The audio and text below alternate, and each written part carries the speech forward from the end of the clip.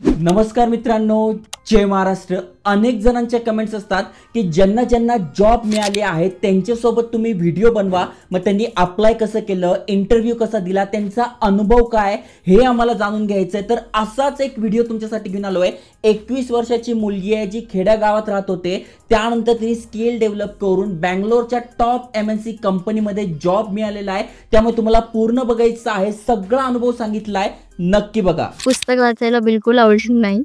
म्हणजे मी पुस्तक असं बसून एका ठिकाणी वाचूच शकत नाहीये। मला वाटलं अरे बेसिक केलंय, मला काही येत नव्हतं, मला आलं, मग मी पण करू शकते असं थोडासा अंदाज आणला। तुम्ही फ्रेशर असाल तर तुम्हाला पॅकेजच्या मागे नाही पडायचे, जस्ट तुमचं बिल्ड करायचंय। जर मी स्वतः एकदम नॉर्मल गावातून येऊन एवढं असं छोटंसं म्हणजे एकदम ॲव्हरेज स्टुडंट असून सुद्धा नाटा एकदम टॉपर नाहीये, बट स्टील मी जर जॉब मिळवू शकते बँगलोरमध्ये तर तुम्ही काय नाही मिळवू शकत। तर मित्रांनो, जसं मी तुम्हाला म्हटलं होतं, ऋतुजा आपल्या सोबत आहे आणि ती तिचा अनुभव आपल्यासोबत शेअर करणार आहे। तर ऋतुजा, आयकॉनिक मराठी चॅनलवर तुझं स्वागत करतो। सगळ्यात आधी महाराष्ट्राला तू तुझी ओळख करून दे।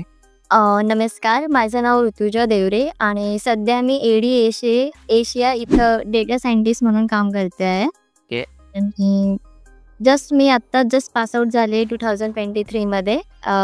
मी प्लेन BSc केली, एवढं काही माझं बॅकग्राऊंडही नाही की मी कम्प्युटर सायन्स वगैरे, नॉर्मल BSc करून मी डिरेक्टली जॉब घेतला आहे। तर मी इथं महाराष्ट्रात नाशिक जिल्हा माहिती असेल सर्वांना, नाशिकमध्ये पण मालेगाव तालुक्यात, त्याच्यात पण एक छोटंसं गाव आहे मेवणे, अशा गावात मी छोट्याशा गावात नाही डेटा सायन्स सारखं स्किल शिकलं, आज एक चांगलं करिअर करते। तर मला तेच विचारायचं, कारण की ऑडियन्सला खूप प्रश्न आहे। मी भरपूर सारे व्हिडिओज बनवतोय, फ्री कोर्सेस झाले, कोर्सेसवर व्हिडिओ झाले बनवतोय, जॉब अपडेट देतोय, पण अनेकांचं म्हणणं की आम्हाला जॉबच लागत नाही, जॉब अवेलेबलच नाही, याच्याचे रिप्लायच येत नाही। तर तुझ्या थ्रू आम्हाला जाणून घ्यायचं आहे, कारण की तू आता सक्सेसच आहे असं म्हणता येईल आपल्याला, कारण की तुझी जर्नी स्टार्ट झाली आहे। तर ती जर्नी आपल्या सोबत शेअर करायची। काय ऑडियन्सचे प्रश्न आहे जे कमेंट्समध्ये असतात, त्यापैकी मी तुला विचारेन की आता महाराष्ट्रामध्ये बघायला गेलं तर सगळ्यांना गव्हर्नमेंट जॉब पाहिजे आहे, प्रायव्हेट जॉबकडे मराठी टाकतात असं कमी आहे। मग तू आता गावाकडे येऊन सुद्धा का ठरवलं की आपण डेटा सायंटिस्ट किंवा या फील्डमध्ये गेलं पाहिजे? तर असं झालेलं की जेव्हा माझं 12th कंप्लीट झालं, मग फर्स्ट इयर, सेकंड इयर, त्याच्यानंतर आपल्याला मग लास्ट इयरला आपल्याला एक स्पेशल सब्जेक्ट घ्यावा लागतो। तर त्यावेळेस मी माझ्या फादरला सांगितलेलं की पप्पांना की पप्पा मला फिजिक्स घ्यायचं, कारण माझं असं काही मोटिव्ह नव्हतं की मी खूप काही करणार आहे। नॉर्मल BSc करेल, त्याच्यानंतर MSc करेल, मग जे असतं ते लग्न वगैरे ठीक आहे। म्हणजे माझ्या पप्पांना होत्या अपेक्षा की असं करू, म्हणजे पप्पांना वाटायचं की इंजिनिअरिंग करेल, नाही तर मग गव्हर्नमेंट जॉब करेल। त्यामुळे मग आपण तसंच MSc करून थोडंसं गव्हर्नमेंटचा स्टडी करू। कारण की आपल्या सगळ्या पालकांना असं वाटतं की गव्हर्नमेंट जॉब सगळ्यात सिक्युअर जॉब।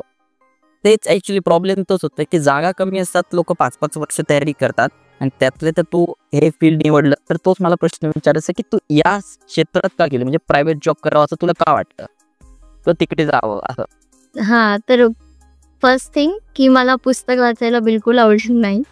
म्हणजे मी पुस्तक असं बसून एका ठिकाणी वाचूच शकत नाहीये। इवन दो माझ्या घरच्यांना पण माहिती आहे, पण तरी पण त्यांना वाटायचं की करेल पुढे जाऊन। मग मी पप्पांना सांगितलं की मला फिजिक्स घ्यायचंय। मग पप्पा बोलले फिजिक्स तू नाही घेणार, कारण ॲक्च्युली मी अशी आहे ना की मला असं वाटतं की मला हे येणार नाही।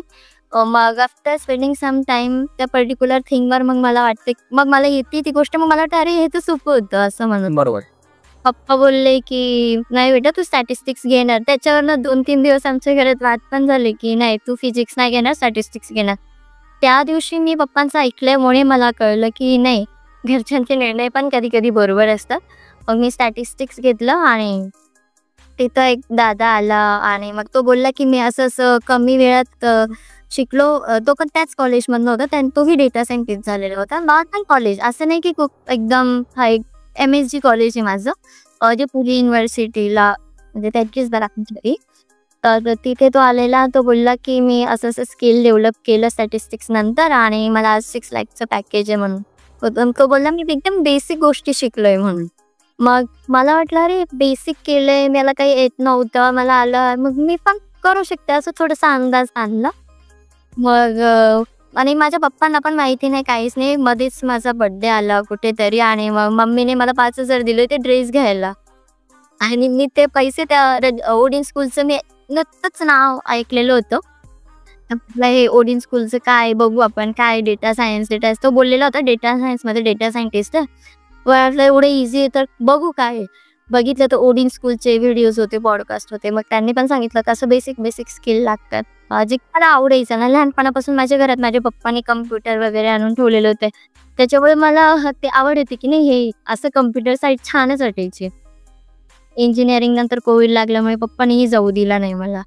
मग मी ते 5,000 तिथे भरले आणि न सांगता घरी अचानक भरले. आणि मग नंतर 1 महिन्यानंतर ते EMIची स्कीम असते की मग तुम्ही नंतर 10,000 पहिले रजिस्ट्रेशन फी भरा आणि बरं. मग मी घरी हळूच सांगते की पप्पा मला पैसे लागताय, ते पैसे मागताय म्हणून. ते शॉक झाले की हिने पैसे भरले ते पण एज्युकेशन.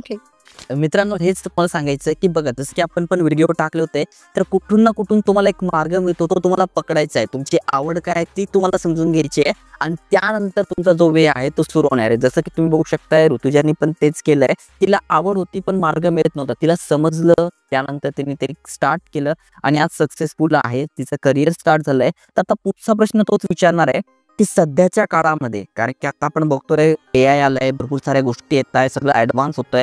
पुराणा जमाना केला ते टायपिंग, डेटा एंट्री वगैरे ते सगळं गेलंय. मग आजच्या काळात जर चांगला जॉब पाहिजे असेल तर स्किल डेव्हलप करणं किंवा एखादं स्किल शिकणं किती गरजेचं आहे असं तुला वाटतं? ऑब्व्हियसली आता आपण फक्त ग्रॅज्युएशन करून घेतो आणि बोलतो की मला डायरेक्ट जॉब पाहिजे. हे तर ऑब्व्हियसली नाही होणार आहे. तुम्हाला कोणता तरी स्किल असेल, भले तुमच्याकडे डिग्री नॉर्मल असेल, जर तुमच्याकडे स्किल असेल तर तुम्हाला जॉब भेटेल. लोकांना वाटते की जॉब नाही आहे, तुम्हाला सर्च करावं लागतं. मला जर तुम्ही विचारलं तर माझ्या आईवडिलांना मी होती ॲव्हरेज स्टुडंट होती. असं नाही की एकदम टॉप लेवलची टॉपरमध्ये, एकदम ॲव्हरेज स्टुडंट होती मी, जी लहान मुलांमध्ये आज पण खेळते असं वगैरे. बट स्टील असं होतं की माझ्या मम्मी पप्पांना वाटायचं की हे नाही एवढं ग्रॅज्युएशन वगैरे, नंतर MSc करेल, नॉर्मल असं करेल, एवढंच वाटायचं. पण मी केलं तर ऑब्व्हियसली शोधावं, माणसाने करावं, स्किल डेव्हलप केलं. मग एक वेळ येते की असं नाही की तुम्ही केलंच नाही पाहिजे. मी पण घरी होती तेव्हा खूप स्टडी केला होता 6 महिन्यासाठी. माझं ग्रॅज्युएशनचे लास्ट पेपरच्या दिवशी मी ॲडमिशन घेतलं ओडिन स्कूलला आणि लगेच मी स्टार्ट केलं. म्हणजे बघायला गेलं तर तुला ऑडियन्स स्कूलच्या मार्फत तुझा प्रवास सुरू झाला आणि त्यानंतर आज हे. तर मग आता तू बोललीस आहे, तर त्याच्या नेमकं कसं तुझं कोणाच स्टार्ट करायचं, तुझ्यासारखं डेटा सायंटिस्ट बनायचं आहे किंवा त्या फील्डमध्ये जायचं आहे, तर नेमकं काय प्रोसेस केली? मग ते तू सांगशील तर समोरच्यांना पण करेल, जेणेकरून ते पण एक चांगलं करिअर करू शकतात. ॲक्च्युली जेव्हा मी डेटा सायन्स स्टार्ट केलेलं तेव्हा मला काहीच माहिती नव्हतं की कसं कोणतं रोड मॅप आहे, काय मॅप आहे. तर जेव्हा मी ओडिन स्कूल थ्रू गेले तर त्यांनी एकदम प्रॉपर सेटअप केलेला. जसं पहिले सिक्वल शिकवलं मला बेसिकमध्ये. तर त्यांनी असं केलं आहे की सॅटर्डे संडे ते क्लासेस घेतात आणि नंतर मग डाऊट क्लॅरिफिकेशन असं मंडे वगैरे थर्सडेला राहतात आय थिंक त्यांचे. तर सॅटर्डे संडे 3 शिफ्ट असतात, सकाळ, दुपार आणि संध्याकाळ असे 3 शिफ्ट असतात. केलं मग मी सकाळच्या शिफ्टला होते. नाही ॲक्च्युली मी दुपारच्या शिफ्टला होते. मग मला ॲडजस्ट नव्हतं. मी त्यांना सांगितलं, मग त्यांनी मला सकाळची शिफ्ट आणून गेली होती. आणि तेही बोलणं गरजेचं आहे. नाहीतर मुलं आता काय आपण करून घेतलं नाही होते, मग मध्येच सोडून देतात की आपण आपली गोष्ट मांडली पाहिजे. मग त्यांनी माझी ही समजून घेतलं, माझी अंडरस्टँडिंग की ठीक आहे करून देतो. केलं. आधी स्टॅटिस्टिक्स घेतलं, मग सिक्वल शिकवलं, मग पायथॉन, मग मशीन लर्निंग, मग पॉवर BI असे स्टेप बाय स्टेप सर्व स्किल मला त्यांनी थोडे डेव्हलप करून. Very good. म्हणजे जर आपल्याला एक चांगलं स्किल शिकायचं असेल तर बेसिक पासून ॲडव्हान्स पर्यंत आपल्याला शिकायला मिळतं. बेसिक आपलं पक्का असेल तर पुढे जाऊन जॉबला आपल्याला त्याचा फायदा होतो. तर मला तेच प्रश्न विचारायचं आहे, आता समजा तू शिकली, घर बसले शिकली, ऑनलाईन क्लासेस केले तू. त्यांनी खूप हेल्प केली आहे त्या मला ओडिन वाल्यांनी. जर मला काही डाऊट पण आले तर त्यांनी तेही सांगितले. मला पर्सनली माझे मेंटरसोबत काही कॉन्टॅक्ट होते, मी त्यांना कनेक्ट केलं. त्यांनी कधी मला असं नाही बोललं की हां एवढे क्वेश्चन असं तसं नाही. मला त्यांनी फुल हेल्प केली, मी मान्य पण करेल असं. म्हणजे बेसिक पासून ॲडव्हान्स पर्यंत शिकायला मिळालं, तुझे डाऊट पण सॉल्व्ह झाले. पुढचा प्रश्न तोच रे, कोर्सेस तर भरपूर जण करून घेतात, भरपूर सारे प्लॅटफॉर्मवर करतात, पण मग नेमका जॉब मिळण्यासाठी जी स्ट्रगल करावी लागते, म्हणजे अनेक जणांचं मी बघितलं की इंटरव्ह्यूमध्येच फेल होऊन जातात किंवा इंटरव्ह्यूची भीती वाटते म्हणून इंटरव्ह्यू सुद्धा देत नाही. इंटरव्ह्यूचा तुझा अनुभव काय होता? का की मी मॅक्झिमम व्हिडिओ बनवले, अनेक जणांच्या मी कमेंट्स पाहिल्या की सर माझं इंटरव्ह्यू क्रॅक नाही होते किंवा इंटरव्ह्यू कसा द्यायचा भीती वाटते, इंग्लिश बोलावं लागेल का? तर हे तुझा अनुभव तुझा शेअर केला तर चांगलं वाटेल. Maybe I am lucky, but माझे पप्पा असं अधूनमधून मला इंग्लिशमध्ये बोलत राहायचे. मग मी म्हणायचे पप्पांना, हे काय पप्पा लावून देतात इंग्लिश. ऑब्व्हियसली मी रुरल एरियामधून बिलॉंग करते म्हणून मला एवढं काही कितीही घरात चांगलं वातावरण असेल, बट स्टील माझे पप्पा मला असं थोडं पुशअप करत राहायचे की नाही बेटा करत राहा, हे कर ते कर. ते म्हणायचे म्हणून थोडं माझं इंग्लिश चांगलं होतं. पण हे मॅन्डेटरी नाही आहे की तुम्हाला इंग्लिश नॉर्मल पण इंग्लिश येत असेल ना आणि तुमच्याकडे स्किल असेल ना तर तुम्ही जॉब 100% तुम्हाला मिळेल, हे पक्क आहे. आपल्याला असं वाटतं की डायरेक्ट जॉबच नाही, मला इंग्लिश येत नाही, मला जॉब येणार नाही. तुम्हाला स्किल इम्पॉर्टंट आहे. ते स्किल बघतात ना की तुमची इंग्लिश. कारण की इंग्लिश ही अशी आहे की आपण डे बाय डे लाईफमध्ये लोकांसोबत कॉन्टॅक्ट केल्यानंतर, कनेक्ट केल्यानंतर ते बोलतं, आपण बोलतो, ते होऊन जातं. ते एवढं इम्पॉर्टंट नाही. तर हाच मुद्दा आहे की सगळ्यात मेन आहे की स्किल डेव्हलप करा. तर तुम्ही इंटरव्ह्यूअर जो असतो त्याला तर मेन कंपनी पुढे न्यायची आहे, कंपनीची ग्रोथ पाहिजे, त्यामुळे स्किल आहे तर सगळं आहे. इंग्लिश तर एक फक्त माध्यम आहे, बोलण्याचं माध्यम आहे, पण नंतर शेवटी तुमच्याकडे स्किल्स असेल तर तुम्ही इझिली क्रॅक करू शकताय. आता जर बघायला गेलं तू डेटा सायंटिस्ट शिकली आहे तर इंटरव्ह्यूला खूपदा असं पण विचारलं जातं, कारण की तू फ्रेशर्स होते ना, फ्रेशर्स नंतर डायरेक्ट जॉईन झाले, म्हणजे तुझ्याकडे काही अनुभव पण नव्हता. मॅक्झिमम जे व्हिडिओ बघतायत त्यांच्या पण बऱ्यापैकी लोकांकडे अनुभव नाही आहे. मग नेमकं सिलेक्शन कसं झालं किंवा इंटरव्ह्यू काय बघतो, कारण की मला असं वाटतं की प्रोजेक्ट वगैरे तिथे तुम्हाला काम करून घेतात. प्रोजेक्ट खूप महत्त्वाचे असते. जर का तुम्ही फ्रेशर्स आहे तर तुमच्याकडे एक सर्टिफिकेट असणं गरजेचं आहे आणि प्रोजेक्ट वर्क असणं गरजेचं आहे. अनुभव असेल तर समोरच्याला माहिती आहे की त्याच्याकडे अनुभव आहे, हा करू शकतोय. पण फ्रेशर्सवर विश्वास ठेवायचा, त्याला हायर करायचं. मग कुठले प्रोजेक्ट केले, मग त्याचं किती महत्त्व आहे असं तुला वाटतं? ॲक्च्युली जेव्हा तुम्ही मागचा प्रश्न विचारला इंग्लिशचा, तर तिथे पण प्रॉब्लेम हा होता की मी ओडियन स्कूलमध्ये जेव्हा ॲडमिशन घेतलेलं तर ते मध्येच असं एक सॅटर्डे संडेला जेव्हा स्किल संपतं तर ते काय करतात, एक सॅटर्डे संडे ठेवतात, त्याच्यात ते प्रोजेक्ट देतात. नॉर्मल मॉक प्रोजेक्ट म्हणून असतो तो. तर ते प्रोजेक्ट देतात ते ओडियनवाले आणि ते आपल्याला इंग्लिशमध्ये तो प्रोजेक्ट करून त्यांनी दिलेले क्वेश्चन सॉल्व्ह करून आपल्याला ते इंग्लिशमध्ये एक्सप्लेन करायचं असेल. त्यातून माझी इंग्लिश तिथेही खूप डेव्हलप झाली होती. आणि उरला विषय इंटरव्ह्यूचा, राईट. तर जेव्हा इंटरव्ह्यूची वेळ आली, लास्टला ते सर्व स्किल संपल्यानंतर ओडियनवाले काय करतात की आपल्याला एक लास्टचा एक कॅपस्टॉन प्रोजेक्ट देतात. तर त्यातही ते हेल्प करतात आपल्याला की खूप मोठा, मग त्याच्यात सर्व स्किल असतात, लाईक पॉवर बीआयचा, मग मशीन लर्निंगचा, पायथॉनचा. मग ते प्रोजेक्ट आपण कंप्लीट करायचे आणि तिथे सबमिट करायचे आणि त्याला पण आपले मार्क्स राहिले तर आय थिंक आपल्याला सर्टिफिकेट भेटतं असं काहीतरी. एवढे कॅपस्टोन प्रोजेक्ट करून पुढे मग ते आपल्याला सर्टिफिकेट देतात. हे जर तुम्ही कॅपस्टोन प्रोजेक्ट करत नसाल तर ते तुम्हाला सर्टिफिकेट देत नाही. आणि माझा जेव्हा इंटरव्ह्यू होता तेव्हा मला क्रेडिट कार्ड अप्रुव्हल म्हणून माझा ओडियनवाल्यांनी ते प्रोजेक्ट करून घेतलेला. तेव्हा त्यांनी मला तोच क्वेश्चन विचारलेला की तू कोणता प्रोजेक्ट केलाय म्हणून. मग मी केलेला होता क्रेडिट कार्ड अप्रुव्हल. आणि मोस्ट इम्पॉर्टंट की त्यांनी जे क्वेश्चन विचारले मी ते बरोबर केलेले होते. त्याच प्रोजेक्ट माझ्या आय थिंक मला असं वाटतं त्या प्रोजेक्टमुळेच माझं सिलेक्शन झालं असेल, कारण माझं एक्सप्लेनिंग जे केलंय मी त्यांना प्रोजेक्ट थ्रू की मी क्रेडिट कार्ड अप्रुव्हलचा प्रोजेक्ट केलाय, असं केलं. मग जर क्रेडिट कार्ड जेव्हा लोक घेतात कधी कधी फ्रॉड असतं, असं तसं. ॲक्च्युली त्यांना पण बिझनेस हवा आहे. तुम्हाला कसा बिझनेस करतो, तुम्हाला जर बिझनेस अंडरस्टँडिंग असेल तर ऑब्व्हियसली ते तुम्हाला घेणारच आहे. बरोबर. आता तू बोलता सर्टिफिकेटचा विषय काढला. आता हेच मला विचारायचं आहे की सध्या इंडस्ट्रीमध्ये जर तुम्ही फ्रेशर्स असाल तर स्किल्स तर पाहिजेच, मग सर्टिफिकेटची पण किती व्हॅल्यू आहे? एखाद्या चांगल्या ठिकाणी आपण आता भरपूर सारे कोर्सेस वगैरे लोक करतात, पण काही यांना व्हॅल्यूच नाही, म्हणजे नाही का तिथे फक्त हे धरले जात नाही. आता तू जे सर्टिफिकेट बद्दल बोलली त्याची व्हॅल्यू किती आहे? इंटरव्ह्यूचे किंवा सिलेक्शनच्या वेळेस कसं त्याला हे केलं जातं? हां, ऑब्व्हियसली जर तुम्ही कोर्स वगैरे केलाय तर मग त्या समोरच्याला वाटतं की नाही याला थोडंसं बॅकअप आहे, याने काहीतरी केलंय त्या फील्डमध्ये. लाईक डेटा सायन्स बोलल्यानंतर मी जर बोलले की मी डेटा सायन्सचा कोर्स केलाय तर तुम्हाला ऑब्व्हियसली माहिती असेल की मला सिक्वल, पायथॉन ॲटलिस्ट बेसिक तरी येत असेल. मी जर कोर्स केला एवढा तर मग ते आपल्यासाठी एक बॅकअप म्हणून जाते की नाही मी कोर्स केलाय तर मला या गोष्टी, की मला लवकर आपला रिझ्यूम सिलेक्ट होताना ती गोष्ट पण बघितली जाते. त्या गोष्टी पण मॅटर करतात. हेच मला तुम्हाला सांगायचं आहे की मी वारंवार तुम्हाला सांगतो की नुसतं अप्लाय करत बसू नका. अप्लाय करण्यासोबत जर तुम्ही फ्रेशर्स असाल तर कोर्सेस करा, सर्टिफिकेट करा आणि त्यानंतर इंटरव्ह्यूची प्रिपरेशन करून प्रॉपर करा. कारण की अनेकांचं म्हणणं आमचं सिलेक्शन होत नाही.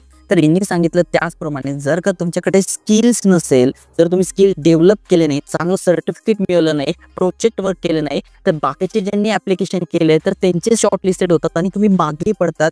त्यामुळे जॉब लागत नाही ही एक मोठी गोष्ट आहे, कटू सत्य आहे, हे तुम्हाला समजलं पाहिजे. आता पुढचा प्रश्न तुला एक विचारतो की आता इंटरव्ह्यूचं कळलं, तुझे रोडमॅप तू सांगितला, जसं तू सांगितलं ते कळलं. आता एक जॉब मिळण्यासाठी किंवा जॉब अप्लाय कसं केलं, म्हणजे आता तू ऑडियन्स स्कूलतर्फे ऑनलाईन घर बसल्या स्किल शिकली, ओके, तुला सर्टिफिकेट मिळालं, प्रोजेक्ट वर्क केला, त्याने इंटरव्ह्यूसाठी त्याकडनं प्रॅक्टिस पण करून घेतली. पण मग जॉबसाठी कसं अप्लाय करावं लागतं किंवा मग वेगवेगळ्या ठिकाणी तू गेली कसं, म्हणजे काय प्रोसेस होते ती जर सांगितली तर अजून हेल्प होईल. ऑब्विसली. तर मग जेव्हा मी माझा कोर्स संपला, कॅपस्टोन प्रोजेक्ट झाला, तेव्हा ओडेनवाल्यांनी मला अजून एक लिंक दिली, जसं ते प्लेसमेंट प्लॅटफॉर्म होतं आय थिंक. त्या ठिकाणी जेवढ्या लोकांनी इंटरव्ह्यू दिलेले त्यांचे पण तिथं मॉक इंटरव्ह्यू व्हायचे. त्यांनी मॉक इंटरव्ह्यू थ्रू पण मला खूप हेल्प झाली. आणि हे तर आहे की आपण त्याच्यात पार्टिसिपेट पण केलं पाहिजे. आपण म्हणतो काय होत नाही, खूप हेल्प झाली. तर ते सॅटर्डे संडे आपल्या सगळ्या कोर्स संपल्यानंतर मॉक इंटरव्ह्यू घेतात. त्यात आपल्याला ते क्वेश्चन, आपला रिअल इंटरव्ह्यू जो असतो, रिअल सिनारिओवाला, तो इंटरव्ह्यू घेतात ते डिरेक्टली. आणि त्याच्यात खूप सारे क्वेश्चन्स असे असतात की जे मला इंटरव्ह्यूमध्ये रिपीट झाले. ही माझी पहिली कंपनी आहे ज्यात मी सिलेक्ट झाली आहे. फर्स्ट टाइम ही कंपनी जानेवारीमध्ये आलेली, ADA कंपनी यासाठी, आणि मी ॲप्टिट्यूडमध्येच फेल झाले होते. आणि हे खरं आहे. तर ॲप्टिट्यूडमध्ये फेल झाल्यानंतर मला थोडंसं वाईट वाटलं की ठीक आहे, मला माझी इच्छा होती लहान, जेव्हा मी स्टार्ट केलं तेव्हाच मला इच्छा होती की मी जे पहिली कंपनी माझा रेझ्यूम सिलेक्ट केलं मी त्याच कंपनीत जाईल. आणि हे माझं मॅनिफेस्टेशन जे असतं ना ते होतं. बरोबर. आणि मी केलं. ते झाल्यानंतर माझं झालं नाही. मग मी ट्राय केलं. आणि कंपनीचा क्रायटेरिया काय असतो की जर तुम्ही एका वेळेला अप्लाय करतात तर तुम्ही 6 महिने करू शकत नाही. ओके. असं नाही की मला ओडीने परत चान्स पण दिला की माझं एकदा झालं एका ठिकाणी सिलेक्ट, पण माझं झालं नाही, बस ॲप्टिट्यूडमध्ये फेल झाली, तर मला चान्स दिला नाही असं नाही. माझे खूप ठिकाणी रिझन त्यांनी दिले पुढे आणि मी सिलेक्ट पण झाली होती. एक स्विगीमध्ये पण मी सिलेक्ट झाली होती. ते वर्क फ्रॉम होम होतं म्हणून मी ते घेतलं नाही. दुसरं होतं माझं ADA. मग मी तिथं मेमध्ये अप्लाय केलेलं आणि माझ्या बड्डेच्या दिवशीच माझा इंटरव्ह्यू होता आणि बड्डेच्या दिवशी ट्रॅक केला होता. ओके. तर इथं जो प्लॅटफॉर्म असतो त्या प्लॅटफॉर्म थ्रू आपल्याला अप्लाय करावं लागतं. तिथं आपली पूर्ण इन्फॉर्मेशन भरावी लागते, रेझ्यूम द्यावा लागतो. आणि रेझ्यूम दिल्यानंतर मग जेव्हा आपण तिथं जॉब तिथं पोर्टलवर खूप साऱ्या कंपन्यांचे जॉब येतात. मग जिथं आपण एलिजिबल आहे आपण तिथं अप्लाय म्हणायचं. आपला ऑलरेडी तिथं रेझ्यूम अपलोड असतो, तर ऑटोमॅटिक त्यांना जातं. मग तिथून ते शॉर्टलिस्ट करतात ओडीनवाले आणि पुढे पाठवतात. मग तिथून पुढची जसा इंटरव्ह्यू येतो, मग पुढचे काय प्रोसेस होतं ते आपल्याला कळतं. मग तू हे जे अप्लाय केलं मग त्यांच्या पोर्टलवरूनच अप्लाय केलं की असे बाहेर जे भरपूर साऱ्या साईट्स आहेत तिथून केलं, कसं केलं? म्हणजे मी असं नव्हतं की माझं फक्त ओडीनच एक प्लॅटफॉर्म होतं की मी तिथून केलं. ऑब्व्हियसली मी माझं पोर्टफोलिओ एवढं बिल्ड केलंय की समोरचं बघताच बोलेल की नाही ही एलिजिबल होईल, हिने जे प्रोजेक्ट केले. मी माझं लिंक्डइनचं अकाउंट तुम्ही बघाल, ऋतुजा.देवरे, ते तिथंही तुम्ही बघाल तर मी ते पण खूप छान बिल्ड केलंय. ते 2 ठिकाणी इंटर्नशिप केलेलं, त्या पण सगळ्या गोष्टी मॅटर करतात. आपण म्हणतो की हे काय मॅटर करत नाही, डायरेक्ट तुम्हाला रेफरल भेटतो. मला लिंक्डइनला सुद्धा रेफरल आलेले कंपनीकडनं की तू इंटरव्ह्यू दे असं म्हणून. तर त्या गोष्टीही तुम्ही मॅटर करतात. आणि ओडीनवाले असंही लॅब सेशन म्हणून एक त्यांचं प्लॅटफॉर्म आहे.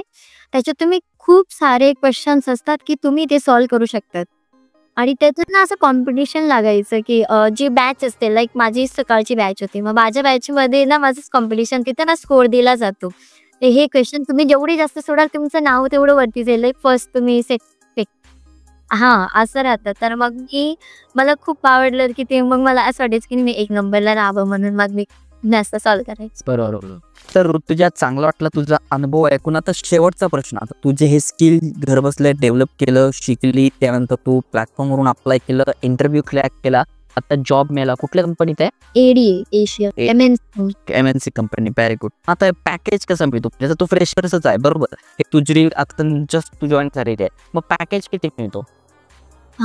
तर माझं जे स्विगीचं तर तिथं 5 लाख होतं, बट ते वर्क फ्रॉम होतं तर मी घेतलं नाही. आणि यात मोस्ट इम्पॉर्टंट थिंग ही आहे की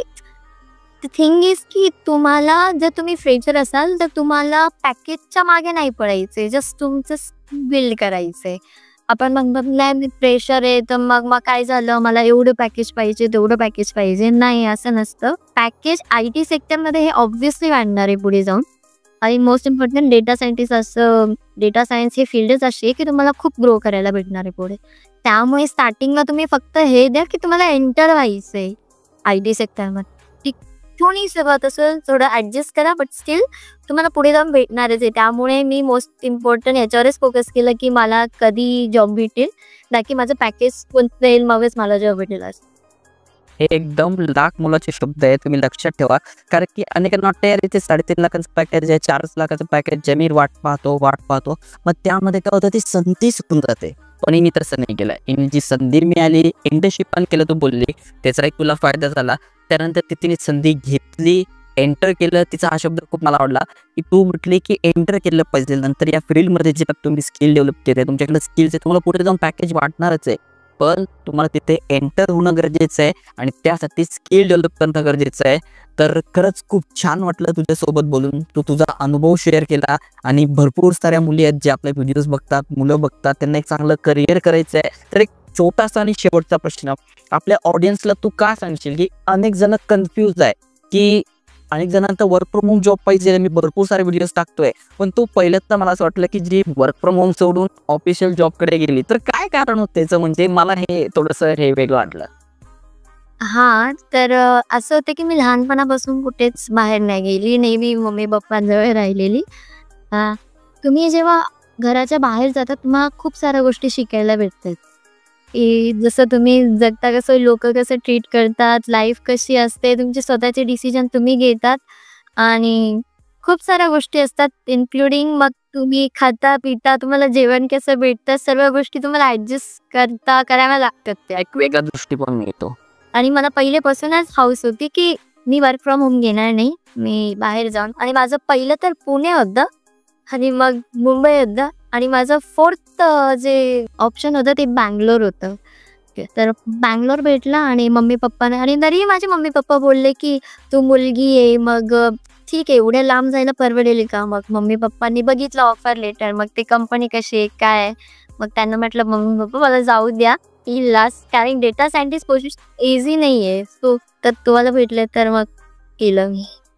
तर मित्रांनो बघितलं, छोट्याशा गावाकडे येऊन ती आज बँगलोर सारख्या सिटीमध्ये काम करते. एक स्किल डेव्हलप करायची गरज आहे फक्त तुम्हाला, आणि तुम्ही पण तुमचं करिअर चांगलं करू शकताय. तर जाता जाता तोच एक प्रश्न तुला की तू ऑडियन्सला काय सांगशील की त्यांनी एक चांगलं करिअर केलं पाहिजे, त्यांना कशा प्रकारे एक छोटंसं तुझं काय वाटतं ते तू सांगू शकते? तर स्किल एक मोस्ट इम्पॉर्टंट थिंग आहे की तुम्हाला बेसिक गोष्टी आल्या पाहिजे. तुम्हाला थोडंसं, जर तुम्हाला डेटा सायंटिस्ट या फील्डकडे जायचं असेल तर तुम्हाला ॲटलिस्ट सिक्वल आलं पाहिजे, पायथॉन आलं पाहिजे. नॉट एकदम ॲडव्हान्स लेवल्स नको आहे, बट ठीक आहे तुम्हाला बेसिक तरी आलं पाहिजे, तुम्ही मिळवू शकतात. आणि तुम्हाला दाखवायचं इंटरव्ह्यूमध्ये की तुम्हाला तुम्ही किती विलिंगनेस आहात त्या गोष्टीसाठी, की तुम्हाला किती इंटरेस्ट आहे त्या गोष्टीमध्ये. मी हे करेन, मी ते करेन. ॲक्च्युली मीही माझ्या इंटरव्ह्यूमध्ये सांगितलेलं की मला जर जॉब भेटला तर मग मी थोडा एक्स्ट्रा करेल. हे सांगितल्यानंतर त्यांना वाटतं की नाही, हिला आज जरी येत नाही ही पुढे कव्हर करेल, त्या गोष्टी पण मॅटर करतात. तर कळलं तुम्हाला, इच्छेकडे बघून आपल्याला समजलेलं आहे की स्किल डेव्हलप करणं गरजेचं आहे. आणि जर तुम्हाला एक्सप्लोअर करायची संधी मिळते, भले पॅकेज कमी आहे पण तुम्हाला त्या फील्डमध्ये एंटर करायला मिळत आहे, तर नक्की तुम्ही एंटर केलं पाहिजे. ओके. आणि अजून महत्त्वाचं म्हणजे घरच्यांचा सपोर्ट असो नसो, पण तुम्ही स्टार्ट केलं पाहिजे. जसं तिने तिच्या बड्डेचं जे पैसे तिला मिळत होते त्यातनं तिने ते ऑनलाईन फी भरून तिने तो कोर्स शिकणं स्टार्ट केलं, घरच्यांना सांगितलं आणि आज ते एक सक्सेसफुल आहे, त्याची जर्नी सुरू झाली आहे. तर आपल्या चॅनलकडनं तुला खूप खूप शुभेच्छा, खूप यशस्वी हो, असंच करिअर कर. आणि जर पुन्हा काय वाटलं, तुझं लिंक्डइनचं अकाउंट असेल तर पाहिजे, तर कोणाला काही प्रश्न असेल तर आपण डिस्क्रिप्शनमध्ये टाकलं तर चालेल, म्हणजे तुला विचारू शकता. कारण की खूप जण आहे ज्यांना करिअर करायचं आहे. आता मी तर व्हिडिओ बनवतो पण खूपदा अनेकांच्या कमेंट्स मी रिप्लाय देऊ शकत नाही, तर त्यांना तुला लिंक्डइनवर कनेक्ट केलं तर चालेल. हो, ऑब्व्हियसली. आणि मी माझं पोर्टफोलिओ पण आहे, ते बघू शकतात की मी कसं बिल्ड केलंय माझं GitHub, माझं नोव्हे प्रो म्हणून खूप सारं मी सगळ्या गोष्टी एकदम प्रॉपर केल्या. तर तुम्ही मला तिथं कनेक्ट करू शकतात आणि मी प्रयत्न करेन की मी तुम्हाला रिप्लाय द्यावा तिथे. तर ज्यांना ज्यांना याची जर्नी जाणून घ्यायची आहे, कुठले कुठले प्रोजेक्ट्स केले आहे, याचा अनुभव घ्यायचा आहे, तर तिच्या लिंक्डइनची लिंक आपण डिस्क्रिप्शनमध्ये टाकली आहे, ती पण तुम्ही बघू शकताय आणि एक चांगली सुरुवात करू शकताय.